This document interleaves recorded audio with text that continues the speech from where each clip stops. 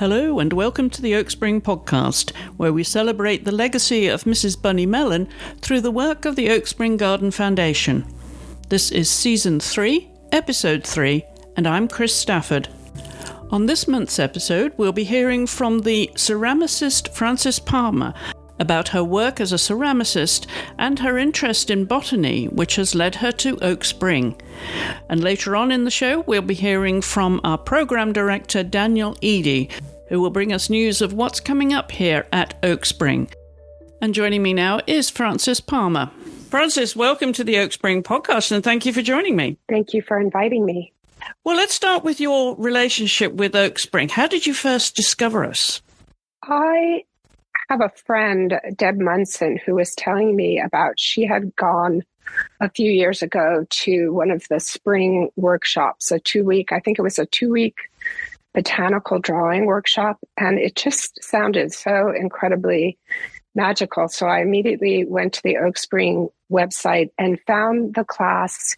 It would have been 2 summers ago. I think it's Alyssa who was teaching a handmade paper making course.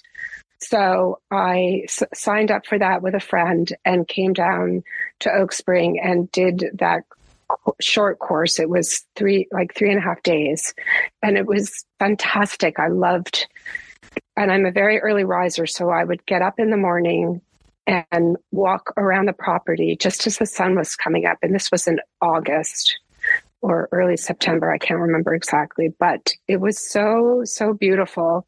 And I loved that you could have access to all the different spaces. So I could walk into the room where all the baskets are and walk into Mrs. Mellon's greenhouse with all the beautiful trompe-l'oeil painting, and just really got an incredible sense of the property, went to the graveyard. And so after I think on the last night where we had dinner in Mrs. Mellon's dining room in the main house, I spoke to Danielle about the possibility of creating a course with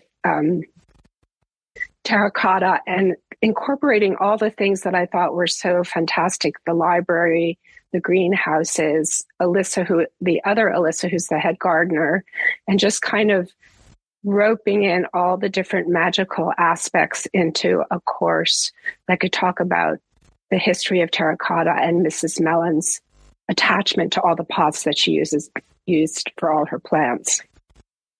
Which year was it that you first arrived here then, Frances? Let's see. So last year was it would have been 2024. And so how many times have you visited? Twice. Once as a student and once as the teacher.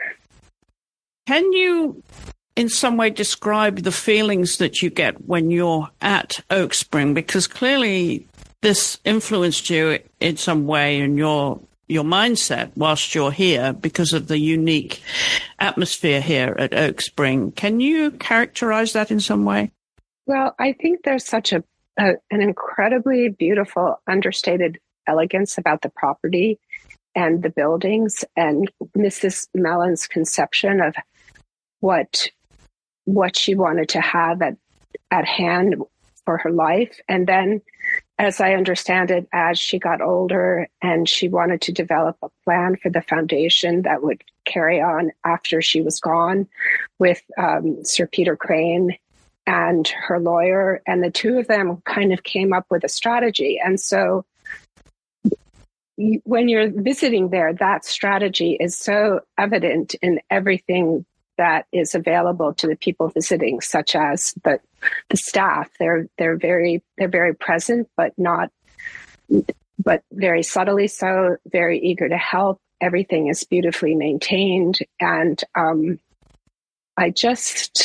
you are given a tremendous amount of independence, and with the understanding that you are going to respect all the facilities and the property and take everything in without doing any damage in any way, on whether it be walking on the paths or being respectful in the library. I mean, it's really about respect and graciousness and just learning about as much as you can while you're there. And clearly inspirational for you, obviously, to be here first as a student and then delivering a course here in your chosen subject. I'm wondering how that inspiration evolved for you then as you prepared your course. Well, I was, very taken with the topiaries, especially the ones that are in the trompe-l'oeil greenhouse. And I thought, well, I work with terracotta all the time, and I do make a lot of flower pots, but I also think about terracotta in a more expansive way because I do a lot of vases and things like that, very, in addition to a flower pot. So I was sort of using the flower pot as the starting point for drawing in all the different points of Oak Spring. And so Danielle and Praise, everybody was very cooperative. So my idea was, start with the greenhouse and the topiaries, the trompe-l'oeil, and then go down to the greenhouses where the plants are grown and maintained. And Alyssa was incredible. She talked all about the history of Mrs. Mellon with terracotta pots, and she took us back into the behind in the greenhouse where all the pots are stored. And then we went to the library, and Tony and the staff, they pulled out all the different things in Mrs. Mellon's collection that pertain to the terracotta pot. And that was really magical for the students. And then we also met with the gentleman, now his name went right out of my brain, who takes care of the pruning of all the trees. And we met him out in the field, and he took us through all the different trees that are in the nursery there and how he trained directly with Mrs. Mellon. So I think the students were given this incredible opportunity to interface with people who had actually worked with and had been taught by Mrs. Mellon and could emphasize what was important to her and how she viewed Oak Spring. And then after kind of going through all these different aspects of Oak Spring, we went into the studio, which is on the other side of the property. And I taught the students how to hand build a terracotta pot. And everybody just had so much fun. That was really fantastic. And then I actually brought all the pots back home to Connecticut with me because there isn't a kiln on the property, and I fired everything in my studio and then sent out the pots. But Alyssa, the head gardener, she had also prepared topiaries for the students, and the students had an opportunity to learn how to prune the topiaries and take 2 additional ones home in Mrs. Mellon's pot. So it was really just an extraordinary few days. And I think everybody just had a magnificent time. It was very, very special. And I was so happy that everything had worked out so perfectly. And perfect isn't a word that I like to use very often. Well, just to fill in some background, Frances, you've been in ceramics now for almost 40 years. From 1987 you started, but you trained as an art historian, and before you got into printmaking and now pottery, and on the top layer of that, of course, is your interest in gardening. So talk a little bit about your early interest and how you transitioned through these different genres. Well, originally I wanted to go to college for printmaking. I wanted to be a printmaker, but through various twists of time, and I ended up first at the Georgetown School of Foreign Service, and then I transferred to Barnard College in New York City to do the art history. Meanwhile, I was doing the printmaking and knitting and making work. So I've always made things with my hands, even from a very young age. My mother taught me about knitting and sewing, and I just am the kind of person that always has to have something happening with their hands. So, but I was really intrigued by art history, and so I ended up getting an undergraduate and graduate degree for master's from Columbia. And the art history is just completely present in my practice every day of my life. I always am referencing things that are of interest, constantly looking at exhibitions. And so ever since then, after university, I did get some jobs in my first job out of graduate school was out at PS1 in Long Island City. So I had several art gallery jobs, but then I realized I needed to get back to making things with my hand and not being administrator. So, but it wasn't until our daughter was born in 1986 that we moved out to Connecticut from New York City full time, that I was really kind of looking around for something, a métier that I could do while my children were young.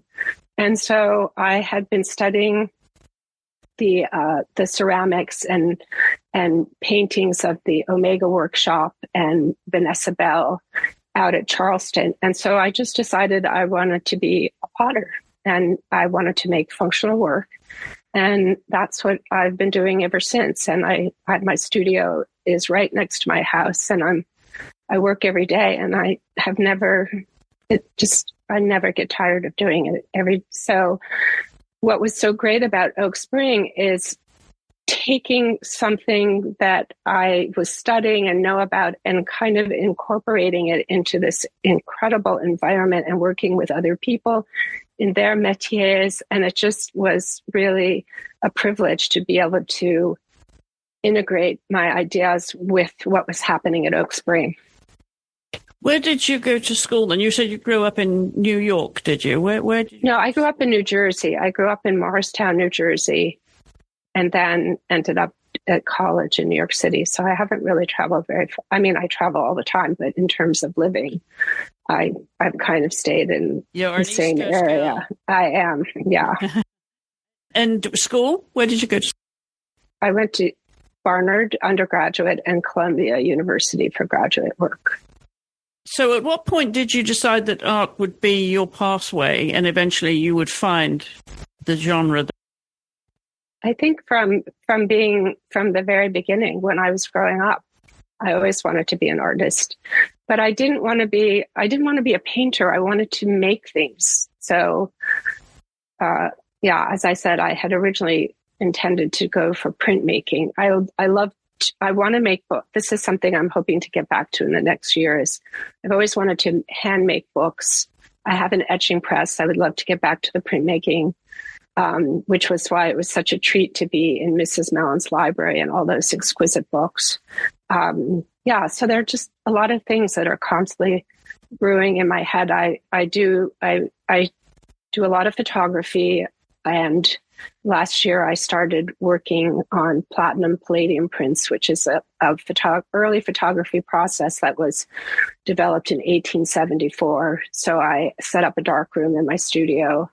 I've written 2 books. My first book came out in 2020 called Life in the Studio, about my artistic practice. I was asked to write this book by Artisan Books, and that came out during COVID.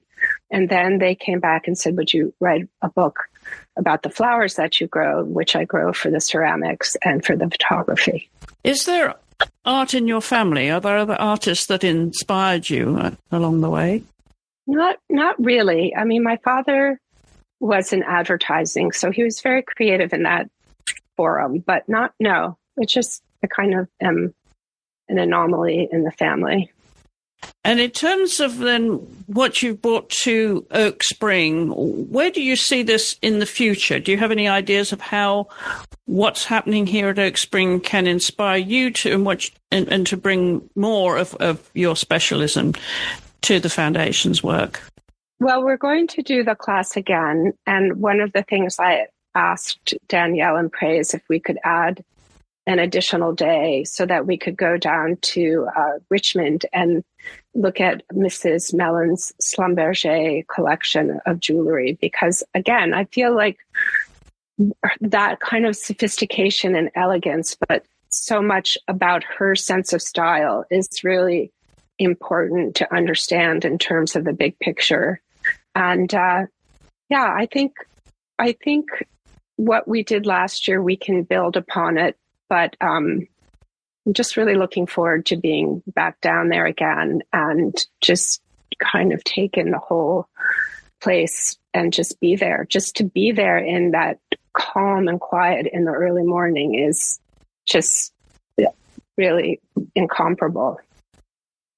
Well, as you all know, Oak Spring has just launched a fellowship in distinction for fine crafts and design, supported by Tiffany and Company, and that will be awarded to an early career artist, craftsperson, or designer who will receive $10,000 and a 2 to 5 month week residency here in 2027. Lucky them. So I want to get your thoughts on that and how that will obviously boost the work of the foundation, but also benefit future artists, budding artists, and inspire them. How do you see all that coming together and forming a union?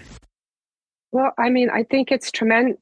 Yeah, I think it's tremendously important. I feel in the past few years, especially with so much talk about AI and all of that, it's post-COVID, that honoring craftsmanship and people who are makers has become increasingly important.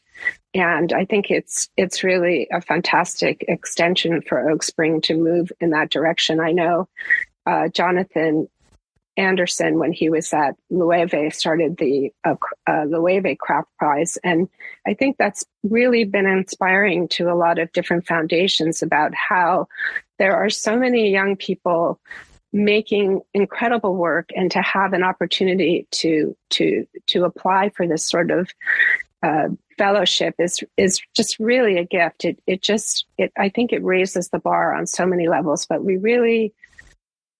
I think people are so much more understanding and appreciative of handmade work now. And I think the timing is really excellent for Oak Spring to be doing this. How important do you think the handmade crafts generally then, and the training of them, the teaching of them, are important in today's society? Well, it's just incredibly important, because people, whether they can go to school to be trained or learn to train themselves, it's so rewarding on a personal level. There's just nothing to compare about making something with your hands or your ideas and having them executed. And it's just, we need to support those kind of people and give them a forum for them to have their work shown. I'm understanding that your work is mostly functional art, that you create something that you really want to put back in the universe to be functional. Yes. In terms of the gardening, then, let's bring in the gardening piece and how you've advanced and grown your art, combining all those interests of the gardening, and of course here at Oak Spring, what that brings to you. I'm just curious as to how you get your arms around all of that and how you want to advance it. Well, I'm so glad that we're moving towards spring, because I think for you as well, but here it's been a pretty challenging winter. I make functional work, but because it's all handmade, especially as the years go by, the pieces are increasingly sculptural. So although they do function, they don't have to function. So I think it's a nice intersection of that. And I feel that the ceramics and the gardens are very parallel, because in both instances, you have to let what you're working with have its say as much as what you would like to do. So, for example, in the garden, I'm planting all sorts of flowers and trees and perennials and annuals. But at a certain point, things are out of my control, and I just have to sit back and enjoy them and let them do their thing. And in ceramics, it's not dissimilar in the sense that I make all the glazes, I throw the vessels, and then I put them in the kiln, and then the transformation that happens to the pieces in the kiln, in the firing, is out of my control. And it's something that I've always enjoyed about these processes, in the sense that I have to collaborate with the medium. And when at Oak Spring, in a way, it's the same thing where you have the master gardeners and the tree pruners, and they are directing what's happening at Oak Spring. But at a certain point, you just have to step back and let its natural beauty just sort of speak for itself. What are your specialist interests in gardening itself then, Frances?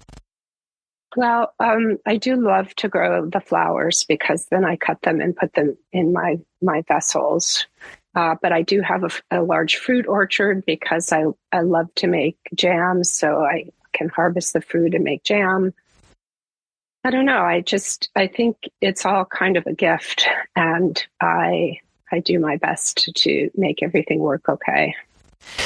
So final thought then, because I want to come back to the new fellowship here that we talked about, what you might say to any budding applicants for that fellowship and what it could do to them in their career. Well,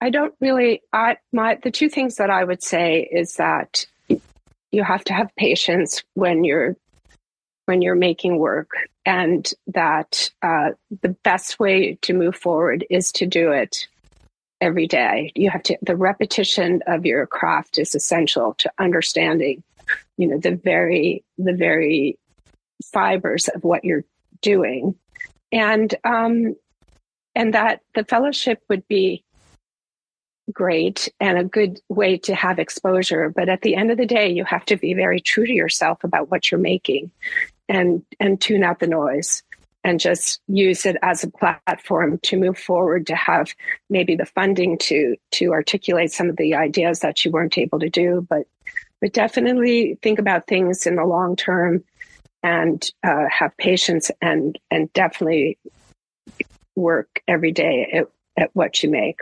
When will we see you back here at Oak Spring, Frances? I will be back in September. I'm really looking forward to it. Super. Well, thank you so much for taking the time to come on the podcast this month, and we look forward to having you back here at Oak Spring. Well, thank you so much for asking me to participate. Well, joining me again this month for our regular update is Danielle Eady, our Director of Programs here at Oak Spring, with news of what's coming up after you've had a particularly busy winter. Emerging into the spring now, we're into March. What are we looking forward to now? Yes, as you said, we had an unusually busy February with a few different lectures, the publication of our new book about Snowy Campbell, and now in March, we are looking forward to a few of our kind of regularly scheduled programs, as well as a few new programs that we're really excited about. So one of those is our quilters competition, which I think I mentioned briefly on the last episode. But the quilters competition, so last fall, we had an open call for quilters to apply for this new opportunity. We received about 25 applications from quilters, and we've invited 12 quilters to come to Oak Spring, be inspired by the landscape, the garden, and the library collection. And they'll also see some of the rare and special textiles that Mrs. Mellon collected while she's alive. And the goal is that all of these 12 quilters will submit a proposal for a quilt that they would like to design and create. And we will select 2 quilters to come back later this year, late summer and into fall, to finalize and create these beautiful quilts that will be accessioned into our collection. So that is coming up at the end of March. We'll host the 12 quilters for 2.5 days. So that's one new program I wanted to let our listeners know about. And how do they find out more information about that, Danielle? So we will share information about the selection of the quilts and the competition later this year on our website and social media. Okay. And also coming up in April, a Thomas Jefferson birthday celebration. Yes, that's right. So every year we host a Thomas Jefferson birthday celebration. Thomas Jefferson's birthday was on April 13th. So we usually host the dinner sometime around that date, not always exactly on April 13th. This year it's on April 9th. And we bring in Peter Hatch, who was the former director of Monticello, very, very knowledgeable gardener and researcher, very well versed on all things Thomas Jefferson. And he will give a lecture that will include a viewing of some of the items from our library collection that relate to Thomas Jefferson. And then our wonderful chef Jason creates a family-style dinner that is inspired by the crops and the recipes associated with Thomas Jefferson. So we've hosted that for about 3 or 4 years now. And this year it will actually be a slightly larger program. So we'll be hosting it in our granary on Rokeby Farm. And we hope to see some of the guests who have been to previous dinners, and we'll have space for even more visitors. So people can purchase tickets for the Thomas Jefferson birthday celebration on our website. What link do they look for then once they get on the website to buy tickets? So they would go to programs and then one-day events. Okay, and that's coming up on April the 9th. So it'll be here before we know it. All right. What else have we got to report this year, this month, I should say, Danielle? A return to the April evening preview. What's that? Yeah, so the day before our public open day tours, which are in partnership with Virginia Historic Garden Week, the evening before we have a special preview of the garden that is kind of a fun cocktail event where our chef Jason prepares nibbles and treats, and we have a few garden-inspired cocktails and beverages. We'll have live music, and it's a bit of a more relaxed event where people can linger in the garden a bit longer than they can during the public open days, which is a guided set walking route. So we're really looking forward to bringing that back. We didn't host any in 2025 because we had so many other things going on, but we're really excited about this event coming up. And just to go back to the book you mentioned, and you told us more about it, of course, on the last episode, but how is that going? And how can people still find that book and order it? Can they go to the website? Do they go to Amazon? Where's the best? Yeah, so we're really excited about the publication of Enchanting Interiors, which is a book of collections of watercolors by the artist Snowy Campbell, who Mrs. Mellon commissioned when Snowy Campbell was quite young, right after she'd graduated from Wellesley. Snowy Campbell actually graduated in the same class as Hillary Clinton, which is kind of just a fun fact. But the book has been very well received so far. In February, we had an event in Middleburg with over 200 guests and a lecture by Charlotte Moss, who wrote the foreword in the book. So we have a few different events coming up. There will be one in Charleston, a couple that we just hosted in New York as well. And folks can purchase the book directly through the seller, Rizzoli, or on the Oak Spring website. Are there any other programs, courses coming up that have deadlines that our listeners should know about, Danielle? The deadlines coming up will be for our Great English Estates class, which is led by Paul Stamper, who's a terrific instructor from England and uses some of the materials in our library.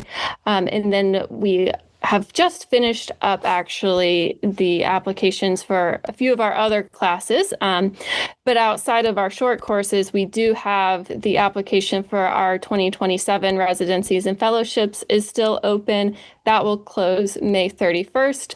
And coming up quite soon on April 5th, the application for our 2026 music residency will close.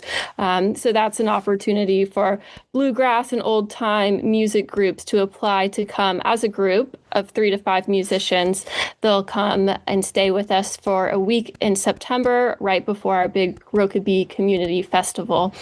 So again, that application will close on April 5th, and we look forward to hearing some great music. Absolutely. And that, of course, is all on the website, more information. And again, so they look for programs then on courses to apply for the deadline. Yes, exactly. Yeah. All of our classes' deadlines would be under residential short courses. And then people can learn more about the residencies and fellowships by clicking that tab under programs. Super.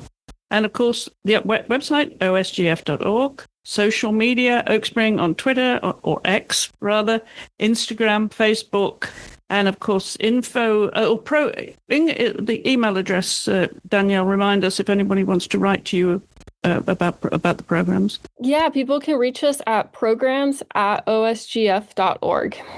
Super. And of course, you can find the podcast on any podcast app and YouTube. So don't forget to hit the follow and subscribe button. And of course, share with anyone you think might enjoy the show too. Danielle, we will be back next month with another episode of the Oak Spring Podcast. So for now, thank you very much. Yes, looking forward to it. Thank you, Chris.